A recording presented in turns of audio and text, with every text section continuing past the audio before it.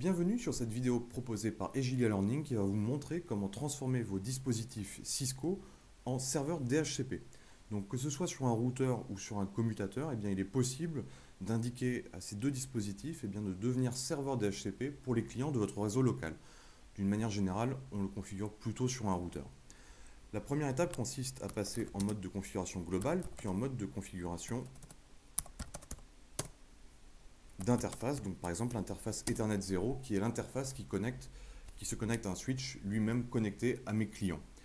Je vais commencer par lui donner une adresse IP, donc 192.168.10.254, suivi du masque de sous-réseau par défaut, et j'active l'interface à l'aide de la commande no shutdown. Voilà. Maintenant, je vais pouvoir créer mon pool DHCP. Pour cela, j'utilise la commande IP DHCP pool, suivi du nom du pool, par exemple, Egilia. À partir de ce moment-là, je peux préciser quels sont les IP qui vont être fournis par mon serveur DHCP à l'aide de la commande network. Donc, par exemple, 192.168.10.0 avec le masque par défaut. Donc là, mon serveur DHCP peut fournir toutes les IP entre 10.1 et 10.254. Ensuite, au niveau de notre serveur DHCP, il est nécessaire que notre serveur fournisse aussi la passerelle par défaut, qui va donc correspondre à l'IP que nous avons précisé au niveau de l'interface Ethernet 0. Donc pour préciser la passerelle par défaut, c'est la commande default router. Il est aussi possible d'indiquer le nom de domaine de recherche par défaut pour les clients, donc par exemple egilia.com.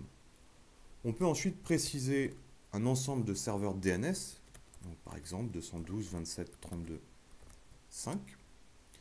Et si vous utilisez sur votre réseau un serveur de type WINS, à l'aide de la commande netbios name server, vous pouvez indiquer l'IP de votre serveur WINS.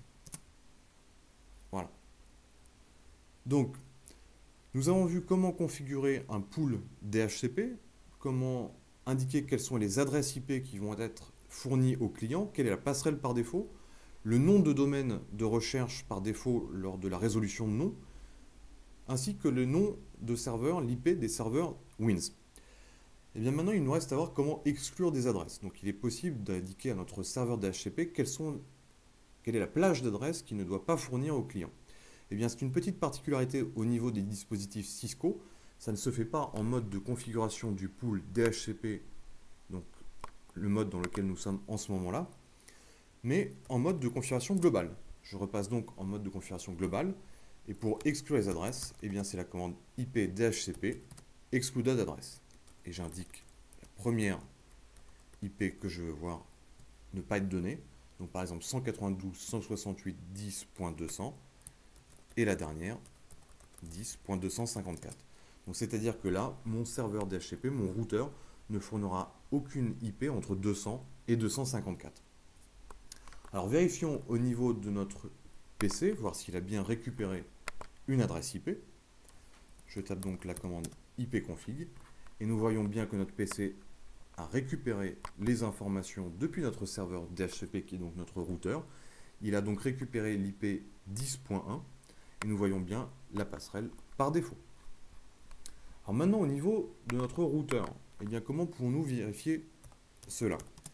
Je repasse en mode privilégié et nous pouvons voir quels sont les baux d'adresses qui ont été attribués à l'aide de la commande showIP DHCP binding.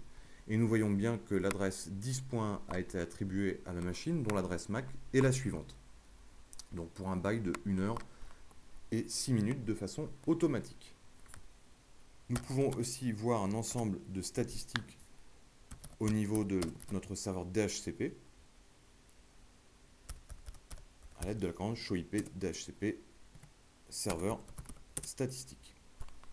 Nous voyons ici toutes les statistiques au niveau de notre serveur DHCP. Voilà, j'espère que cette présentation vous aura été utile. Donc cette présentation fait partie de notre formation Cisco CCNA. J'espère vous voir bientôt lors d'une de ces sessions de formation. Au revoir.